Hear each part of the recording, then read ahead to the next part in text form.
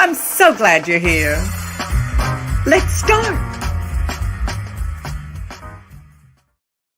Well, hello. How are you? It's Virtual Halston. Another week has gone by.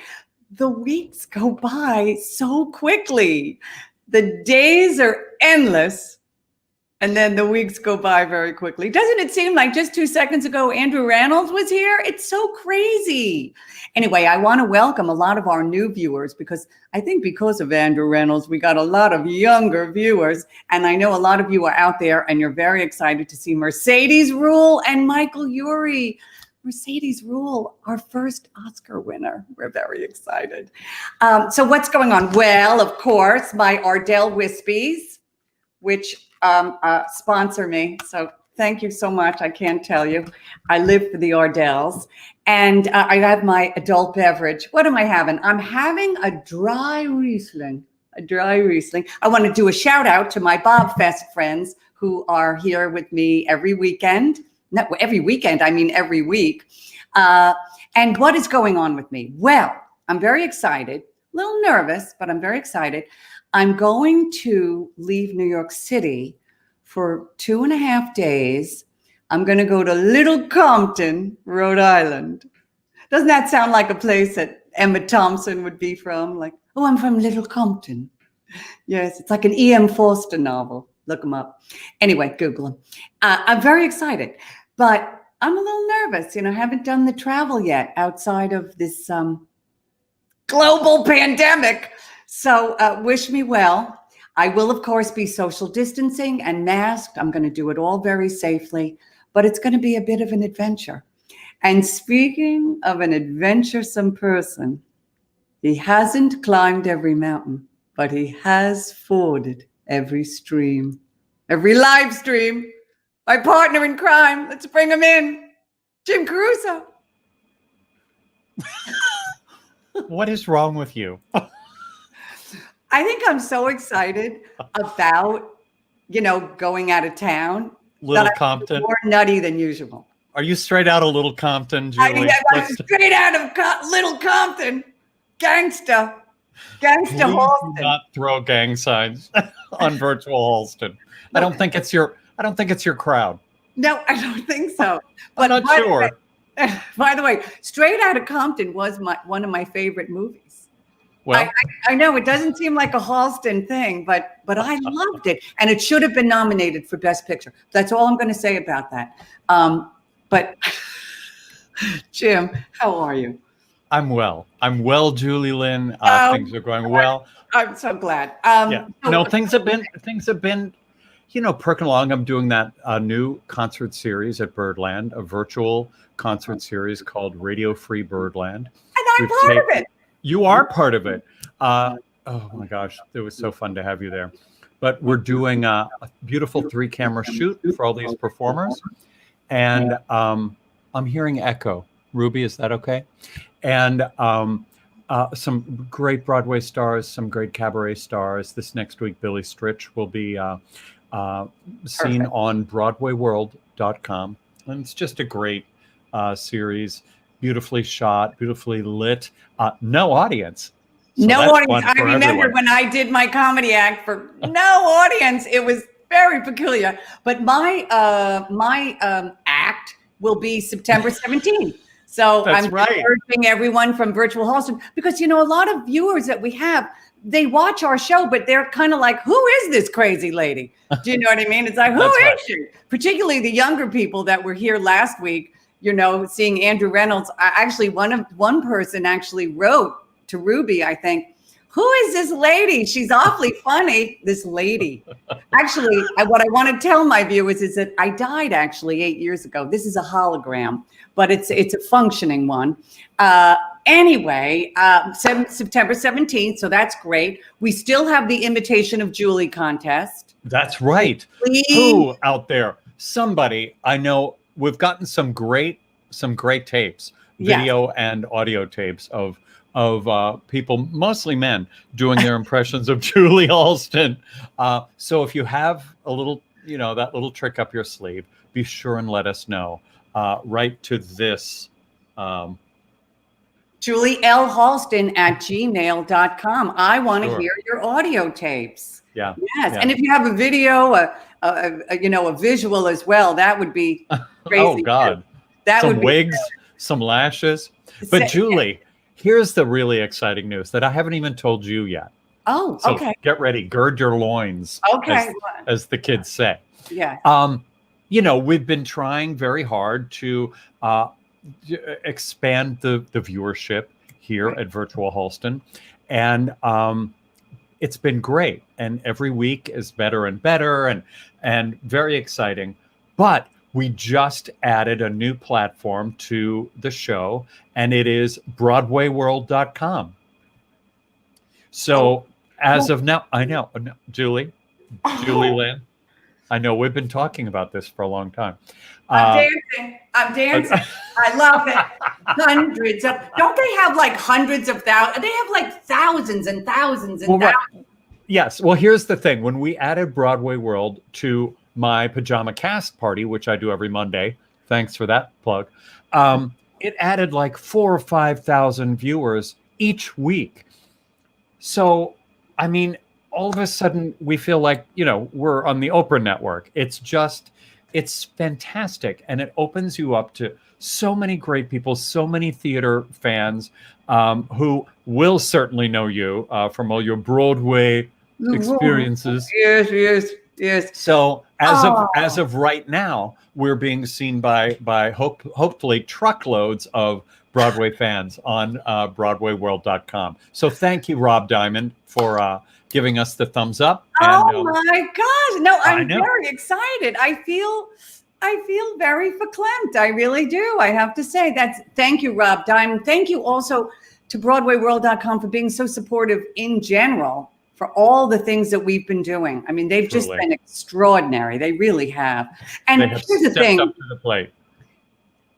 Jim, why do we do this? Well, we do this because we want to entertain you. I mean, this is a difficult time, and people, I don't think anyone realized that we would be doing this for so long, and we want to do this to entertain you. I am so thrilled that we've been able to get some of the most talented human beings on the planet and have great conversations with them. People that are Broadway stars, film stars, TV stars, interesting, superior humans, I call them. And of course, two of the best today, Michael Urie and Mercedes Ruehl. I mean, I consider her one of the greatest actresses like ever. And we're so happy to do that. But we also do have to pay for the platforms. And a portion of it, if you tip us, goes to the Pulmonary Fibrosis Foundation, which is the charity near and dear to my heart. Many people out there might know, but if you don't know, that was the disease my late husband had, Ralph Howard, and he ultimately did pass away from complications of pulmonary fibrosis, which is why I have been for many years now fundraising for that wonderful organization. So there we have it. Please feel free to tip us. Every little bit helps. No donation too small or too large. So, and we have been so lucky. People have been very, very generous. But if you find it in your hearts to be generous again, thank you so much again. And darling, I know I do an aspirational quote every week. I try, usually from Joan Crawford, because she is the person that I consider my Bible. Queen. She's the queen. Yes, my aspirational person. Yes. But we have something from McCall's magazine. This is so good. And it's not ironic. There it is. Oh. There it is. Look at that cute. What McCall. year is this? 1958, I believe. Oh God, that's the year I was born. Oh well, there you go. I shouldn't admit to that. I should. And that's 10 years before I was born. Oh, there you go. Oh, it was many, many years before I was born. Yeah. Now let's bring Ruby in, because she has something to say about this.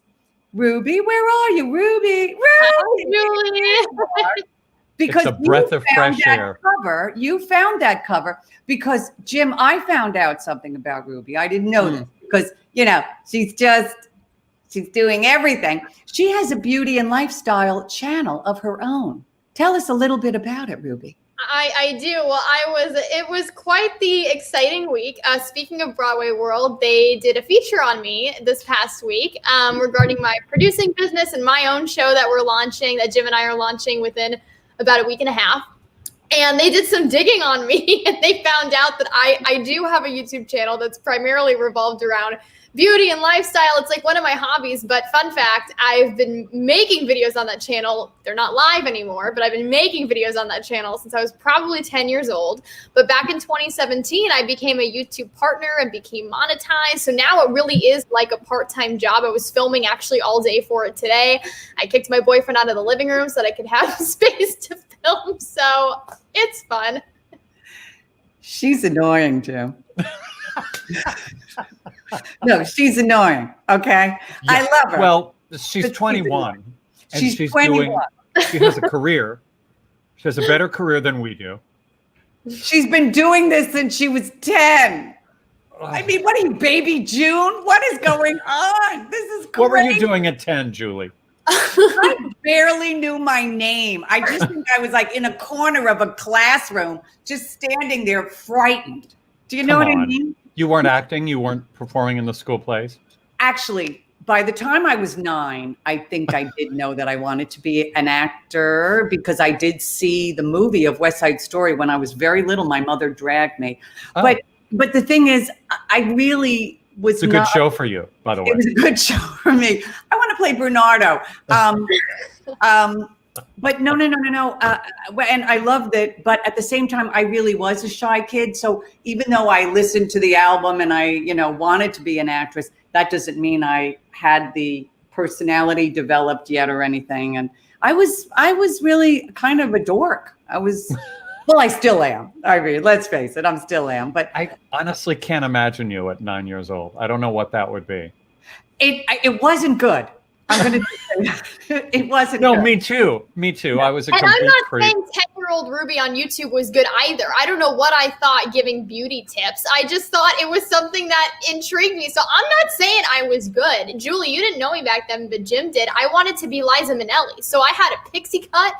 I had a pixie cut. And I got to introduce you to Liza, remember? Yes, that's probably one of the greatest pinch me moments of my entire life. So basically, I peaked at 10 years old thanks to Jim Caruso. Oh my God! No, you are, I'm sure, adorable. I mean, look at you now. You're just fantastic. She was really cute. But let's talk about this McCall's. This McCall's thing. I saw it. It was actually on Twitter. But Ruby, you did a little research, and you kind of found out that there's two parts to it. There was like one page was about where to meet a man, and the other page was what to do when you sort of see the man, right? Yes, how to get a husband. So take notes, ladies. Okay, here we go. And it's not ironic. It was totally sincere. Totally sincere. So let's read these. Where's my pencil? Yeah. Okay, let's see. Oh my God. Wait a minute. Okay. Wait. Carry a hat box. Carry a hat box. Be nice to everybody. Well, that's nice. They might have an eligible brother or son. Okay, wait. This is my favorite, I think. Stand in a corner and cry softly. Chances are good that he'll come away and ask you what's wrong. Oh, wow. My God. Stand in a corner. Call a hospital. Wait, there's something about a Band-Aid? Wear a Band-Aid. People will always ask what happened. Will they? No, I don't think so. Wow. How to let him know you're there. Stumble when you walk into a room. Drop the handkerchief. Still works.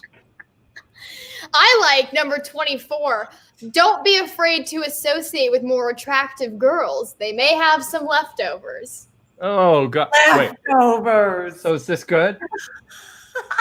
Do people find this appealing? Dropping. You know what? That is like... The calls are coming in. That's the 50s equivalent of to bend and snap in Legally Blonde is dropping the handkerchief. There you go. Okay, Jim. No, I'm laughing so hard. That was, I'm so sorry I didn't ask you. Hey, what's wrong? Why do you have a Band-Aid on your nose? I'm trying to get a lady. Okay. Make a lot of money. That's good too. Why didn't I think of that? Why didn't I think of That's that? why I've been single for 62 years. Oh my God. So, darling, Ruby, do we have any, is anyone texting us about this? I can't imagine that they're Is not. anybody watching, Ruby? Oh yeah, people who are watching. Oh, Charles said the Band-Aid Jim, you're a vision. Oh, good. Thank you. Oh, There see? you go. See? Jane Hughes said, Jesus, take the wheel. 1950. Jane Hughes is a friend of mine. I love her. She's in Florida. Hi, Jane. How are you? And I do like, if you Google the entire article, we only talked about ways to find a husband, ways 14 on. But if you look at 1 through 13, it talks about where to find the men. And one of the suggestions is to make sure your car breaks down in strategic places. Strategic places? What does that mean? My idea of a strategic place would be near a gas station. but apparently there are like man traps out there. Yes. Well, one of the tips for getting a husband, it said get lost at football games. Wow. This is fantastic. That's sad. I mean, that's just pathetic, really. It is, but it's, and this sounds like a piece of special material, or a piece that was done ironically. I don't think McCall's in '59 was known for their hilarious sense of humor. no. I think that was dead serious. People Dead wear serious. a Band-Aid. Wear Yeah. a Band-Aid. Yeah, no, I want to stand and cry softly in a corner, because not that I haven't done that in my life. I've done it all my life. But guess what? No one has ever approached me and asked me what's wrong. They've And walked right on by. softly is not how you would have done it. I'm guessing. I'm just hazarding a guess. Todd Foreman says, I'm always lost at a football game. I hear you, Todd. I hear you. Julie looks stunning today, just saying. And Jim is also darn handsome. The Band-Aid did it.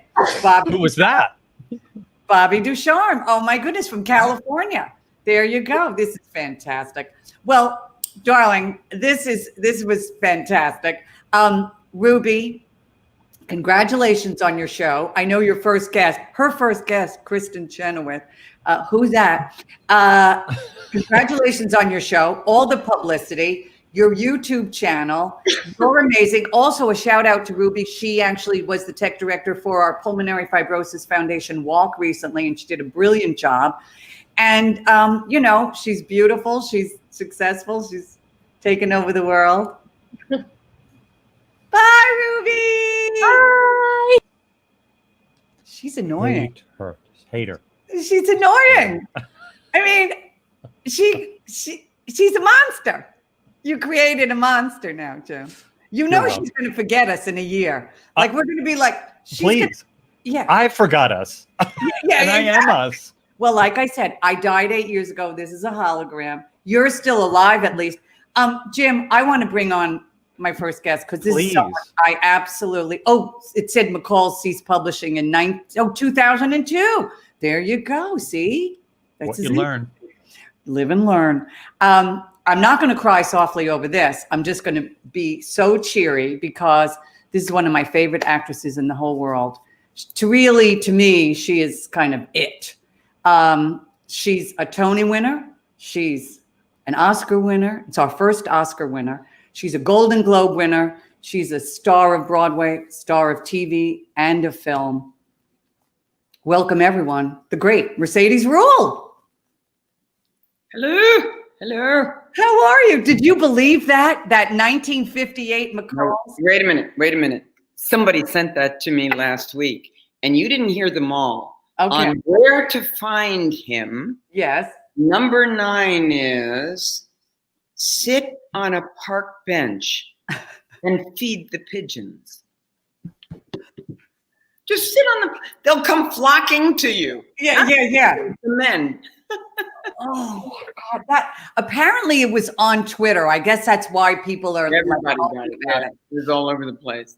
How are you, my dear? Where you're from? Are you out on the island, or where are you? I'm out on the island. I'm looking at trees and stuff. Fantastic. And- How have you been during this time? It's a strange and unprecedented time. I mean, a mixture of exalting in the quiet of it, and then just wanting to jump off a bridge with my cement overshoes on. At other times, it's been the whole bizarre thing, and then the government. It's like been living in a surreal dream.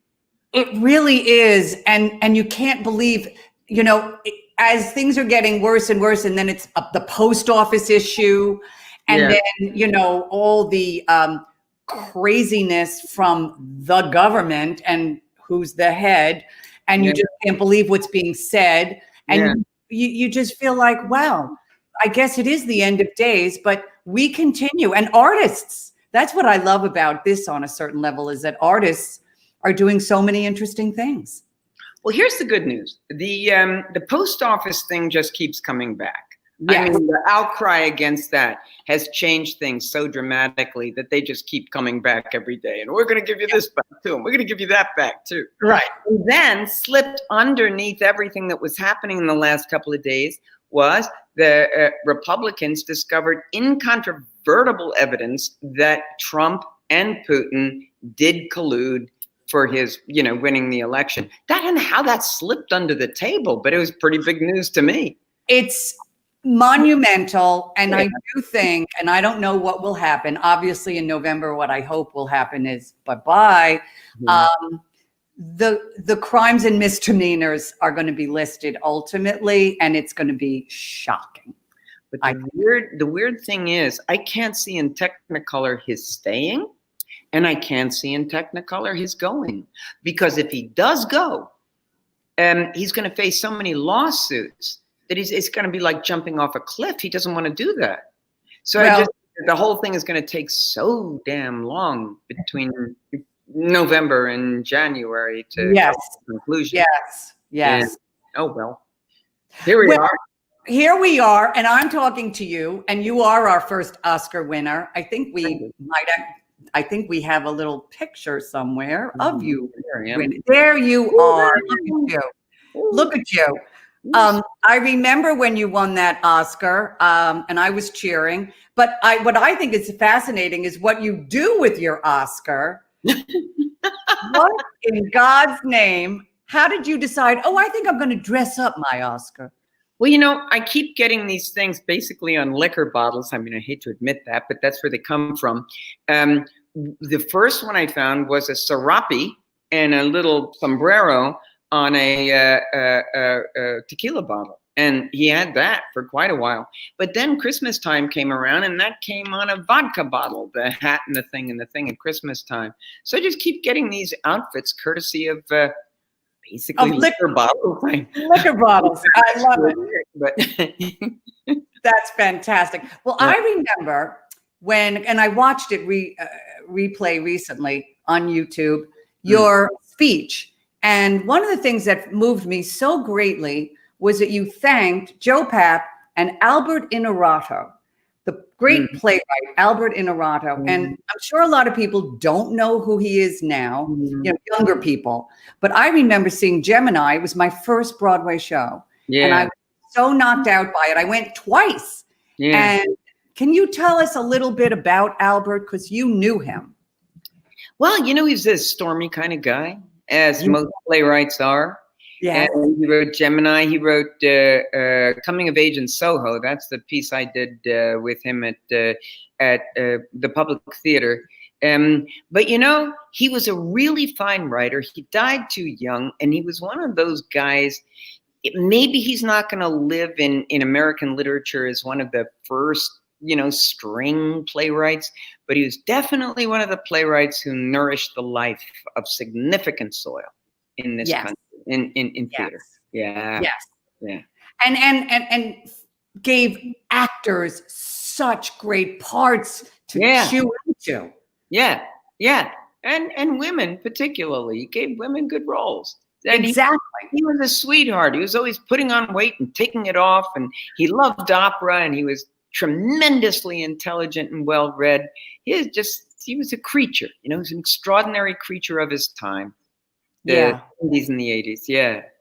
Yeah. Well, I just want people to go and look him up. So there you go. You got it straight Good. from Mercedes. Good. Look up Albert Innamorato. He influenced me, and I didn't even know him. So now I do have a picture of a very young Mercedes, and I want to ask you about this. Yes, we do. There you are. Oh my God, how'd you get that? It's in an article. No It's kidding. in an article. I think That's from like. okay, on the far left is my brother Petey. There's my godmother Edna. There's my aunt Anna. There's me in my little ballet costume, and then my aunt Anna's friend, Charlotte. Oh, Oh yeah. oh yes, the best friend. There were a lot of best friends in those days, I think. Oh yeah. So that was Alice B. and Gertrude. Yeah. Fantastic. You know what I wanted to say to you. Yes. Every once in a while I run into you. It's almost always on Broadway or in a little street off of Broadway. And I say, Julie, we've got to do Noel Coward's Fallen Angels. And you say, yes. And we never do it. And it's a crazy, wonderful play about a couple of women who get just totally drunk nuts waiting for a guy that they had both had an affair with 25 years ago. And you know, since we're both holograms now, because I am too, I'm wondering if you can memorize a 2-person play as a hologram. Well, by the way, I was going to bring this up at the end of the show, but you brought it up. Yeah. The perfect thing for us to be doing. And I think Michael should produce and direct it. Yeah. So we'll be roping him in. We'll rope him in. Yeah. We'll rope him in. We're going to rope him in. And we're going to bring him in a minute anyway. So, but it's the perfect thing. And it's actually the perfect thing for this virtual world. Yeah. It really is. No, and we're the perfect people to do it, darling. I think who else? I think we are. Yeah. But let me ask you this. When you were a young ballerina, did you actually always want to be, because you're very well read, Mercedes, you're so literate, you're so smart. Did you always want to be an actress, or did you think, well, maybe I'll be an English person, an English professor or dancer, or were you always involved with wanting to be an actress? When I was 4, I wanted to be an opera singer because I sang opera in my backyard. Mostly the themes were Baby Jesus because that's what I was being brought up with. Right. And then I discovered ballet and Margot Fontaine and all the great ballerinas. And then for 3 years, I had to be en pointe. I had to be a ballerina, and I studied that. And then I realized probably around 9, no, it's going to be the theater. And I always thought, well, maybe that was just about, having an ego gone crazy and just being a narcissistic little kid. And my mother kept saying, darling, you must get your master's degree and teach, And but what happened was it may have been a very narcissistic impulse. I don't know about you at the very beginning when you're a little kid, but it morphed into something far more complex. It morphed into a way of studying and understanding the human condition. Yeah. And I still say that acting does that. And those of us who are called to it are really blessed. I completely agree. It can be a calling for so many of us. It's also very noble. It's a noble profession. And people forget about that. I agree with that. Noble profession. But now let me ask you this, because a lot of people are, if you're just tuning in, by the way, we're talking to the great Mercedes Ruehl. And if you can, please feel free to tip us. We're doing this not only so that we can entertain you and hope that you're enjoying this, but also for the Pulmonary Fibrosis Foundation. There you are, Venmo, PayPal. Thank you so much for your tips. You did receive a Tony Award for Lost in Yonkers.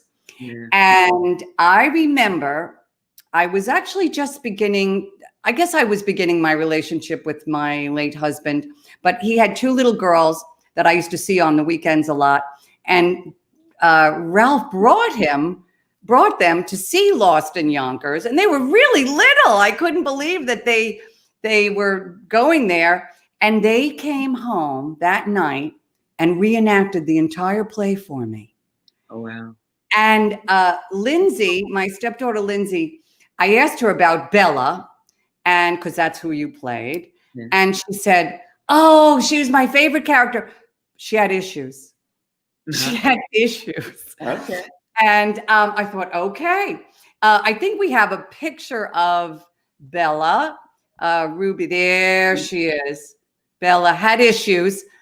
Did you do research about this kind of character? What do you think was Bella's issues? Well, first of all, that was from the film, and so anything that's a film still is a little tarted up, and it's not a Yes. It's like glamorized what you did. What I did on Broadway was more, it was more raw than that picture looks. Yes. She had issues, and I tried to figure out what her issues were, and I couldn't get much out of Neil. And so I finally decided I know what she is. She's a girl whose emotional development stopped at about 13, but that doesn't mean her brain stopped working at 13. That doesn't mean her intelligence stopped working.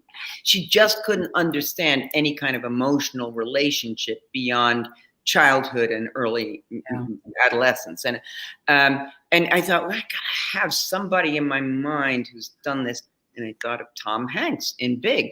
I played his mother in Big. And so I watched him do that role a lot. And I thought, that's it. It's a child in an adult's body. And what Hanks did was he always erred on the side that the child was more intelligent than you would think. Perfect. More adult seeming than you would think. And that's where late at night, after a couple of glasses of wine, and I had one day to prepare for it. And the next day I was seeing Neil Simon at like 10 in the morning. And I had to come up with something. And bingo, bango. I came up with that about 3 in the morning. I said, that's it. Perfect. Yeah. Well, it was brilliant. You were absolutely brilliant. But now I have to ask you the most bizarre thing that I read about you, because I do, I like to do my research. You were almost a series regular on Saturday Night Live. Well, it's called 6 auditions almost. Yeah. I had 6 auditions. And the first 1 or 2 were really brilliant. And then I think I was trying to do too many, complicated things. And it went a different way. But at the same time, I was offered the role of Medea, Robertson Jeffers' version of it, at the Denver Center Theater. So it came down to Saturday Night Live were the best adaptation of Medea in English in the whole world. And I wound up, they finally said, no, we're going a different way, darling. You know how they say that. And yes. I went Medea instead, and the rest is history. That is to me. Mercedes, did you have to come up with characters like Rosanna, Dana or something? You know, I was in an acting class where you, if you can hear in the background, that's my cat asking for food. I was in an acting class. Thank you, darling. I have a nephew here who's going to take care of the cat. And we had to do character sketches. And so you would have to do a character. You had to have one every class if you were asked to do it. And I did a couple of character sketches of people from my block, crazy old ladies who fed cats and stuff and had no teeth in their mouth. And they talk like this because they had nothing to hold their tongues in their mouths and no teeth there. And I did a couple of those characters, and they liked it a lot, But I'm not sure, looking back, that that would have been my thing. So I'm glad that fate threw me back at the theater instead. You decided to kill your children instead. Yes, right. Murder my 2 sons. Well, yeah. Yikes. Something. Well, I would love to bring Michael in here because it's so great to have a conversation with the 2 of you. I know you, of course, worked with him in Torch Song Trilogy. Mm-hmm. There's so many people that know Michael from so many different things, Ugly Betty and all the shows that he's done. And of course, he's been on Broadway. And of course, he's the perennial host of just about everything. He's always at the drama desks, and he's so creative and he's so fabulous. And he's also known for Buyer and Seller and Torch Song Trilogy, which the 2 of you did. And he's so generous. So generous. One of the most generous actors I know. And a superior human. He really is a superior human. He's the original yes person. He just says yes. Yeah. And So let's bring him in. Michael, where are you? There he is. Oh my God. Hi. Hi, darling. How are you? Good, Julie. Hi, Mamala. Hi, Tatala. How are you? So Okay. nice to see you guys. I've been really enjoying this. Are you enjoying? Yes. It's been fun, right? Already. Yes.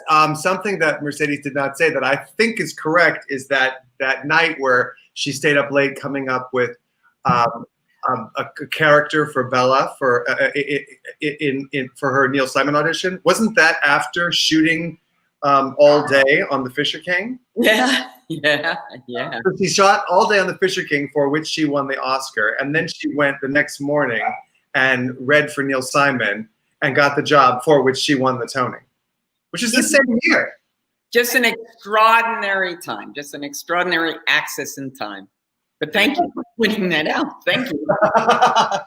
But also so deserved. It's, it's not like, oh, she was so lucky. She was good in one thing and terrible in another, but she won both. But it's like she was extraordinary in both. And I also really believe when I watched some of the scenes from The Fisher King recently, I really did.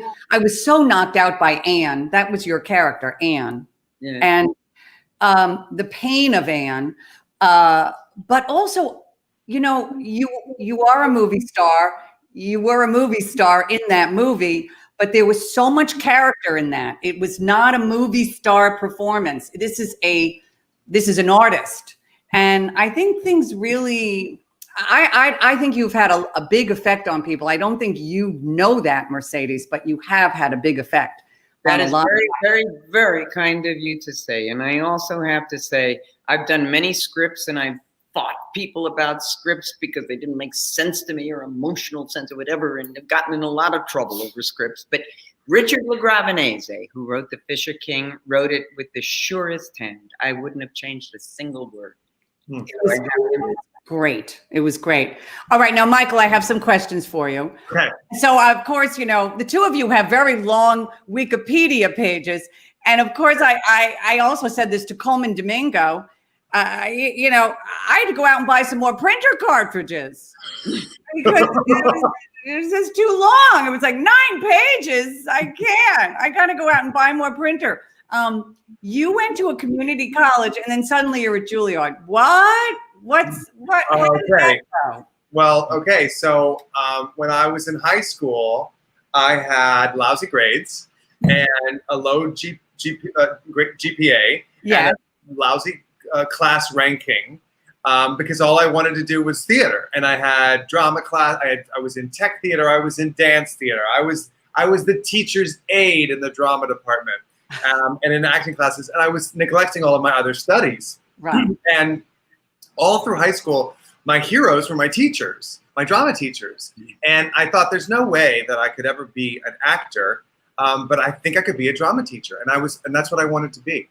And so I applied to all of these schools. I'm from Texas, and I applied to all these schools in Texas to be a drama teacher. And when they got my grade point average and my class ranking and my SAT scores, they rejected me. And so I said, okay, that's okay. I'll be all right. I'll go to community college. And around this time, I had been performing and I was, of course, performing in all the plays in school, and I was competing in speech and debate competitions, and I was doing really well. And people were starting to say, you should be an actor, you should really go. And it was doing a poetry competition where I read a poem that I thought was extremely serious. And I got a laugh reading this very dark, what I thought was a dark, serious poem about divorce. And suddenly people were laughing. And I was like, what are they laughing at? And they kept laughing. And I thought maybe I could make them laugh more. And so I started to lean in to the laughs, as I'm sure you both know how to do. You can sort of milk that thing, and they laugh more and more, and I won. And so this is all happening around the same time. And there was a community college in Plano, Texas, where I was from, that did a lot of really cool things. It was a really cool drama department. I'd seen The Apple Tree and As Is, and they did a cool production of Dracula where Dracula flew, and I was like, why don't I just go there? They'd offered me a scholarship. So around the same time that I got rejected from like West Texas A&M University and Midwestern State, all these like, great schools if you want to be a drama teacher. I decided, okay, I'll go to the community college and I will, and then I'll see where the wind takes me after that. And I made the decision, huge weight off my shoulders. I felt at peace finally. And then, you know what the ACT is? Oh, yes. Okay, so it's like the shapes and colors version of the SAT. Yeah. I took that later. So the score comes back for the ACT and I nailed it. I got, and then all of a sudden I got acceptance letters to all of those schools. So it was, it was fate, and so I went to this community college, and the first thing that we did was take a field studies trip to New York, saw 13 shows in 10 days, including Ragtime and A New Brain and Art with Alan and Victor Garber, Alfred Molina, View from the Bridge with Anthony LaPaglia, who Mercedes did Rose Tattoo with. Right, that's right. And we toured Juilliard. And my teacher, this guy who I didn't really even know, he said, hey, you have to audition for this place next year. And I was like, okay, sure. And then I did, and I got in. And it was like, I thought there's no way I'll get in.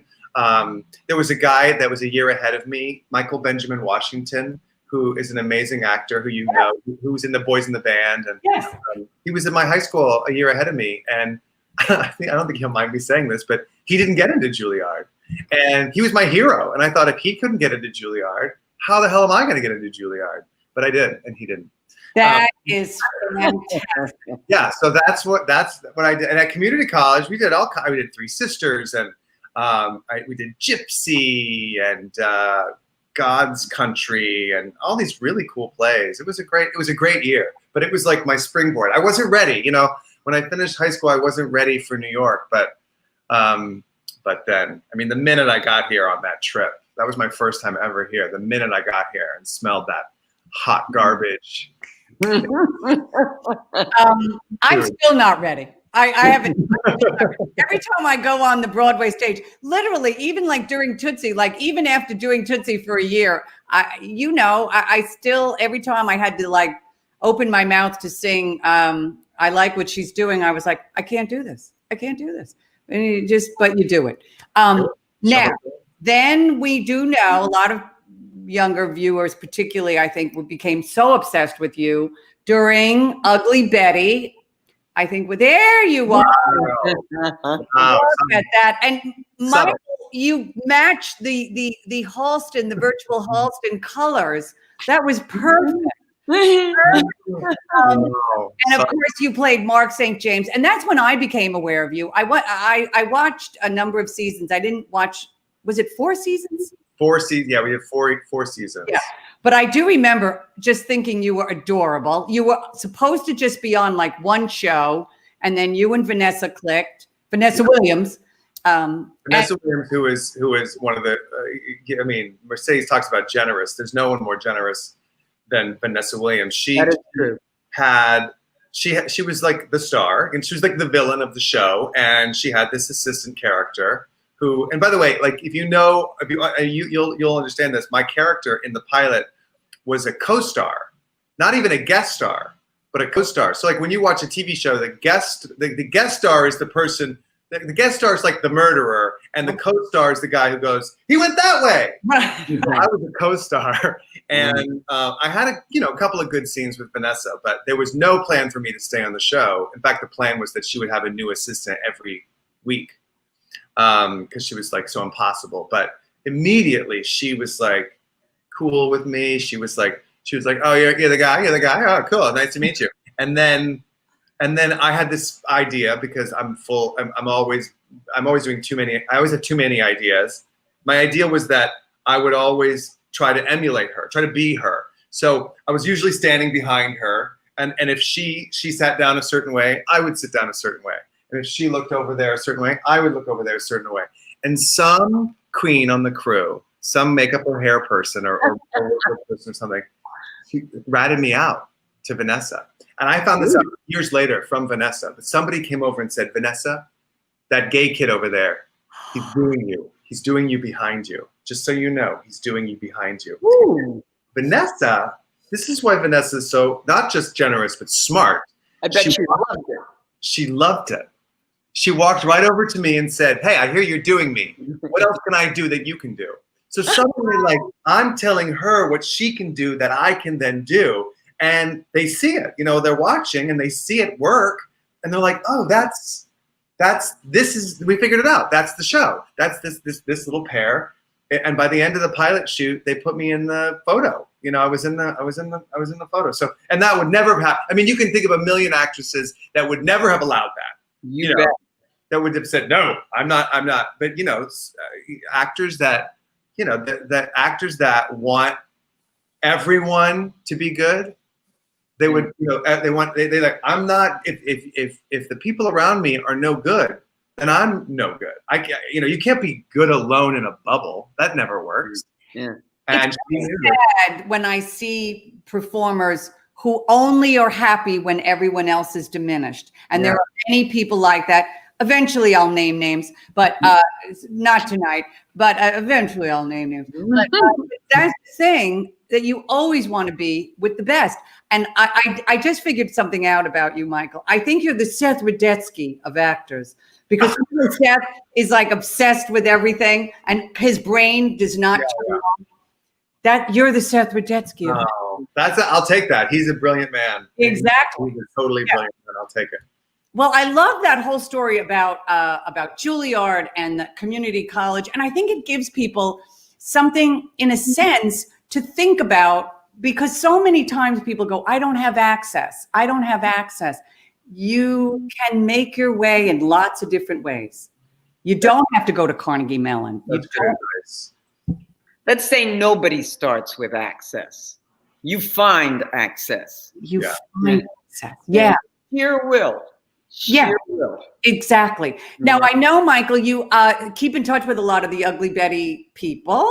Yeah. You just did something with Becky Newton. Now, what's going on with that? What happened? What's going on? Literally, he's texting me right now. What? So, right before. Becky. Right before. Okay, fine. I'll take a drink. Yeah, take a drink. When the pandemic hit, I was in LA about to shoot a pilot. We were going to shoot a pilot together for CBS, and Michael Patrick King, your buddy. My buddy. He and John Canale and Tracy Powell, two of our favorite writers from Ugly Betty, had written the most wonderful pilot for us for CBS, and we didn't get to shoot it because of the pandemic. Literally, I was there. Becky was about to get on a plane to join me. And they put it on hold, and then they, you know, it's a long, sad story, but it's not happening. But Becky and I are still very much hoping to do something. It probably won't be that show, but we still have every intention of reuniting, because we were, you know, like on that show. So that show, we were on Ugly Betty together, and that show, I made some of the most incredible friends of my life, and she and I especially became not only like best friends in real life, but they wrote that into the show. Like, that's what's so great about TV, is like when something's good and when something sparks, they put it in the show. And so we became best friends off screen, and they made us best friends on screen. And we were in the same place in our careers. Like, neither. You know, like, I've been doing off Broadway, and she'd be doing Olive Garden commercials. And so and then suddenly we were in magazines together. So it was a friendship, you know, that was like sort of inevitable. We were sort of soulmates, and we found each other there. And so we'll find something. I hope we find something. It would be so wonderful to. I want an Olive Garden commercial. That's I really do. You know, Olive Garden, I think, is Liza Minnelli's favorite restaurant. Really? We talked to Jim about that, but I remember there was a time when I was hanging out with her a lot. Yes, and then we're going to talk about that at some point on another show. But she would always say, like, let's go to Olive Garden. I think you should make your guests drink every time you mention Liza Minnelli. Okay, here we go. Liza, Mm. But she used to say that all the time. Let's go to the Olive Garden. I love it. And she'd say, and you can just keep going back. They have the open buffet. You can keep going back. She loved it. Now listen, we have to talk about Torch Song. The two of you were so flawless and so brilliant in Torch Song. And I do remember when Harvey called me, because we are friends, you know, I just drop names, you know, and I take a drink when I drop names. Harvey. Said that they were thinking of doing Torch Song again and whatnot, and he was going to rewrite it a little because, you know, it started out as a trilogy. Your name was mentioned, and I was like, this is genius, this is brilliant. But you must have been, were you at all intimidated? It's a daunting kind of project. It's an iconic piece. It's kind of a classic. He was in it. Yeah.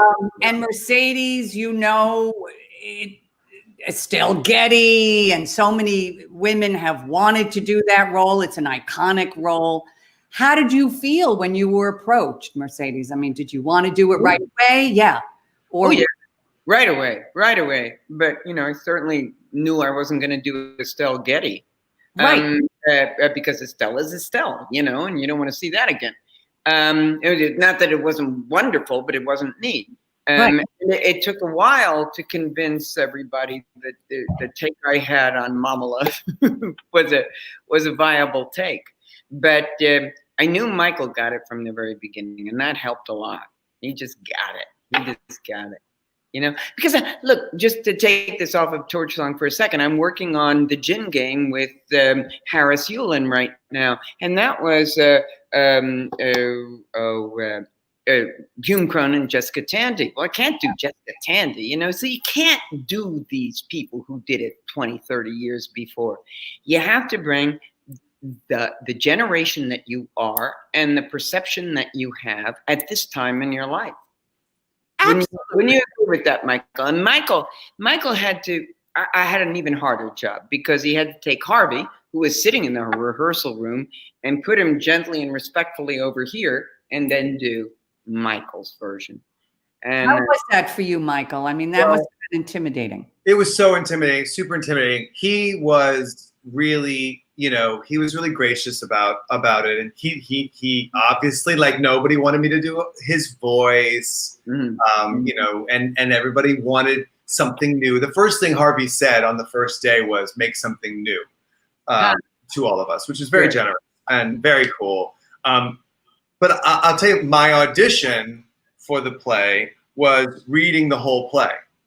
So I read that we did a reading in a conference room with a bunch of actors that weren't and didn't end up being in it, but great cast of actors that Moises. But this is also this is what kind of gave me confidence is Richie Jackson approached me about doing Torch Song. That was Harvey's manager, and he produced it on Broadway. And then Moises Kaufman also approached me about doing it. And when Richie approached me, I thought, he's crazy. I can't be that. I can't play that part. That's not me. I can't play that part. And then when Moises, I thought, oh, okay, so they're both these two smart guys. They're both saying that. Maybe I can. And then I said, all right, well, what do we do? How do we make this happen? And they said, well, I think you have to read it for Harvey. And so Moises put together this reading, the lovely cast of actors, and we read the whole thing. Mercedes was not part of it. No, this was before Mercedes. This was, and I think that it was like I don't think anybody else was really being considered. I think it was just like good actors that they knew would be ringers. You know, that I think it was really to focus on whether or not I could pull it off. And the fact that I had Richie in my corner and I had Moises, it was mine to lose. You know, it's like one of those situations where it's mine to lose. Right. And the fact that I got to read the whole play gave me, of course, was terrifying, but it also gave me great confidence because, as you guys know, when you go to an audition, which is so off, I mean, auditioning is so like barbaric. Yeah, it's like so bad. It's so hard. I'm terrible at auditioning. You have pages, and you know you got to show the whole thing in 7 pages or 8 pages. you know, like you're gonna screw something up, or you know, if you're lucky enough to nail it, you might still not get it. And so like to be able to read the whole play, it meant that I had plenty of opportunities to get it right and plenty of opportunities to get it wrong. And that gave me a lot of that really relaxed me and gave me a lot of confidence. And then when it was over, Harvey said, "You just want to wear a dress." and then he wrote to me like the next day and he said, "You're the guy, let's make this happen. Let's figure it out."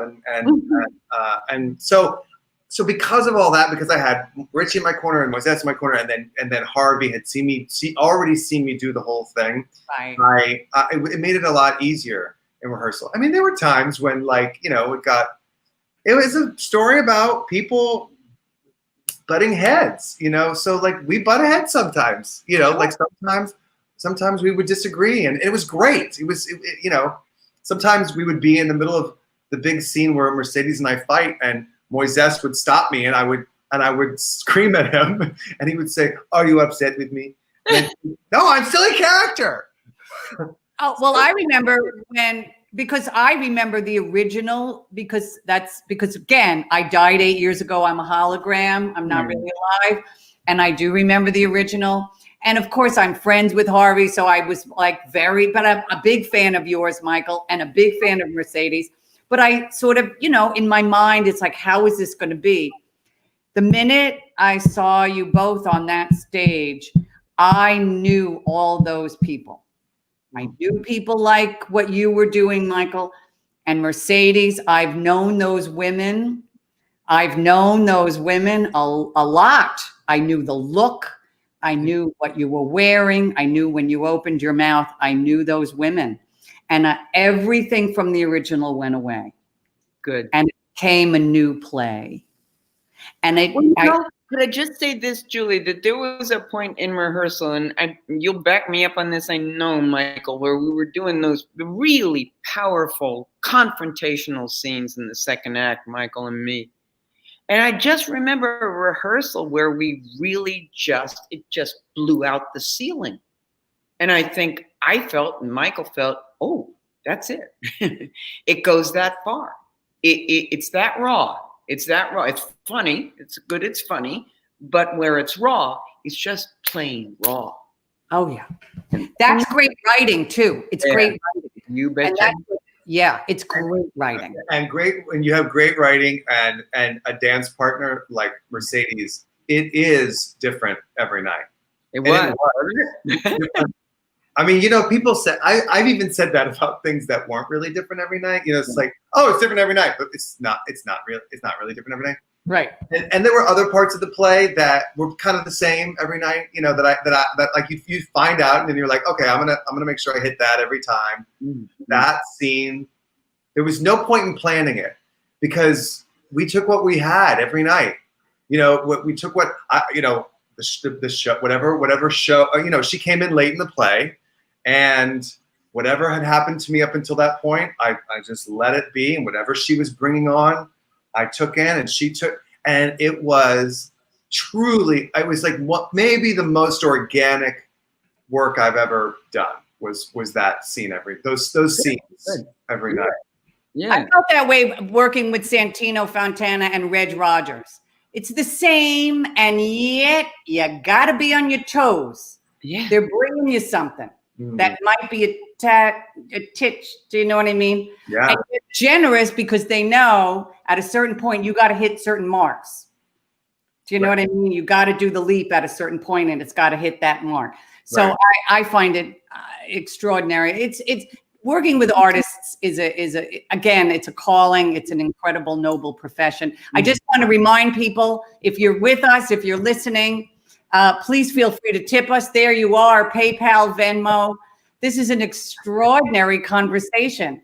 This is, I mean, I have to say, I'm again a little verklempt.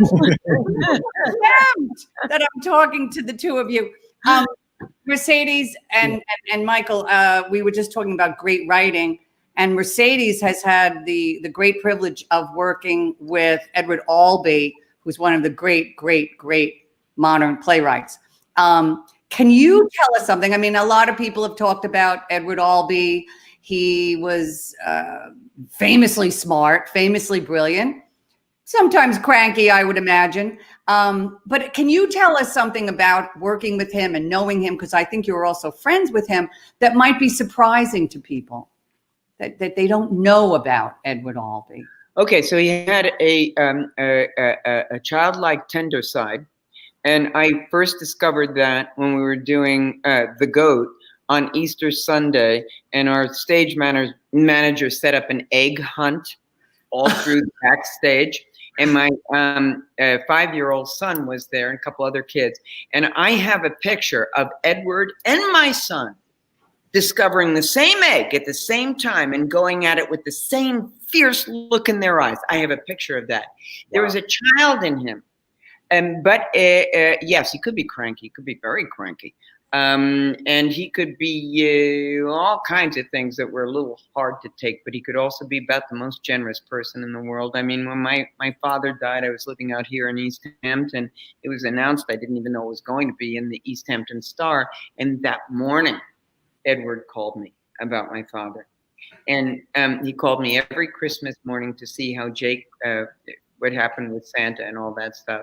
Aww. But I will say this, that I think of all the people I've ever worked with in terms of writers, there is no one of whom I can say this is more true. He was totally unbought. He was unbought. Nothing and no one could buy him. He was going to do it his way, or not at all. And when we got a script from him, from the time you got the script to the time it opened on Broadway, maybe 3 words had changed. He knew what he was doing. He wasn't about to change it. And he was wow. It's interesting. I was telling Ruby and Jim and Michael, I'm working on this piece with Richard Greenberg and Maddie Corman. And Richard is very similar. I mean, you can't buy him. No. Richard is an artist and he's going to really do what he wants to do. And, you know, I'm such a showbiz whore, you know, I'm showbiz riffraff, but you know what? I'm learning so much by working with the best. And that's what it's really interesting, Julie. I worked with Richard Greenberg on The American Plan, and there was one little place where I didn't quite understand, thought it was maybe overwritten. And I had one little place like that with Edward, and they were both the same way. They were both, no, it's going to be done that way. And you Oh, yeah. Well, I talked to Richard about you, Mercedes, and he does adore you and he admires you greatly. And I do think we have a picture actually that I wanted to show people because The Goat was one of my favorite theatrical experiences. There you are, baby. Look at you with Bill Pullman. And was that Jeffrey Carlson? Yeah. Man, I don't feel that even looks like me. It is you. It is you, John. I saw that show twice. I remember every second of that show. Yeah, really. Incredible. It's a great, great play. I urge people to read it and I urge people to do it. And you know, we're already over an hour. We're already over an hour. It flew by. I can't believe it. We're gonna it's time to drink. We're gonna bring Jim back in. Jim, come back in. Ruby, here you. Best conversation ever. I love this, but I want to really take it down. We go from Edward Albee. I'm going to go back to the Olive Garden. Don't think I'm not, Michael. I was in a show called Liza's at the Palace, starring Liza Minnelli. Yeah. I don't know if you've heard of her. Very talented Italian gal. And we ran for 8 weeks at the Palace Theater. On closing night, Liza was going to throw us a party. And we didn't know anything about it. We were all very excited. After the show, we all joined in her dressing room. And we said, where are we going to go? She said, the Olive Garden. And like about 20 of us went, what? We thought she was kidding. Free breadsticks. So love it. Isn't that the best thing? She loved that there was like an open bar that you could keep going back to. She loved that. She loves a free breadstick. Let me tell you, all actors love open bars and free breadsticks. Yeah. It goes way back to when we had no money, and it never changes. That's right. That's true. right. That's not my question, though. You guys were talking about your backgrounds. You both have extraordinary backgrounds. Is there a classical piece that you'd kill to do to get your teeth into when the theater finally comes back? Silence. That's really hard to say, because what do you mean by classical? You mean Shakespeare? Do you mean the Greeks? Or do you mean just a really well-established play? Or I'm thinking the classics like Shakespeare or okay, Oedipus or something cheerful. that's what I was thinking you were thinking. I'd like to see your Medea. Yeah. Well, Wouldn't that be amazing? it was an extraordinary experience, but I was actually the age that Medea should be, 30. And so I'm not going to try that again. Right. I'm not sure, because there's some great Greek theater, Clytemnestra. There are some great roles that I haven't looked at, because there's not that much of an audience for that right now Right. in the United States. But, things happen in cycles. I wouldn't mind trying Lady Macbeth again. I might be a little old for it, but there are some Shakespearean roles. I would like to do Gertrude. There are a few roles. What do you say, Michael? Well, I want to play Hamlet to your Gertrude. There we go. Okay. Curtain. I want to direct some Noel Coward. Well, Yeah. Michael, really now, come on. This really is a great do it. idea. Mercedes and myself, Noel Coward's Fallen Angels. Come on. We could I love it. Zoom. In rep with Hamlet. Hamlet. And I mean, it really is a good idea, though. I mean, It's a really good idea, and I'm so in it. I'm so there. I'm right. I'm all we over it. I want Mercedes to do Agnes of God. oh wow. Oh, yes. Wow. Ooh, that's a good idea. If I could go back in time, I would go back in time to see Mercedes in the Rose Tattoo. Yeah. All right, let me tell you one thing. And it's how they do all these, whenever you do thing on Broadway, they'll do something for the archive at Lincoln Center. Yeah. And you look at them and you say, oh, we're so self-conscious because I knew they were doing the archive and all that. That particular show was done at the Circle in the Square uptown, so the camera could go 360. Oh. So I've never had an archival show done. I would send you to the archive for a Rose Tattoo. There's nothing in that archive I'm more proud of than that show. Wow. With the great Antonia Ray playing Assunta, and Anthony LaPaglia. He was. I'm going to call Patrick Hoffman at Lincoln Center, and I'm going to watch it. Let us in, Patrick. Patrick, let us in. And present laughter with Urie and Ruehl. Ooh, That'd be good. That'd be good. that would be great. That would be great. And Yeah. I would like to do Clytemnestra, Martha Graham's Clytemnestra. That's what I want to do. I'll pay for that. Yeah, I don't even want press comps. I'll pay. Contract. Guys, you know what? This could go on for hours, but we can't. The show is we've gone over 8 minutes, but it doesn't matter. Everyone's still with us. This was so much fun. This was so fantastic. I just want to urge people once again, please feel free to tip us, Venmo, PayPal. Feel free. Yes, there we are. And follow us on the Cast Party Network. Follow me at Julie Halston at Twitter and Instagram. I know Ruby will bring that up. There we go. And my actress. handle, Michael. Your Michael is Michael, what is it? Michael likes it. What is it? On Instagram, I'm Michael Urie likes it. Yes. You know, like Mikey likes it. Yeah, Mikey likes it. And what else? Oh, well, guess we have Linda Lavin next week.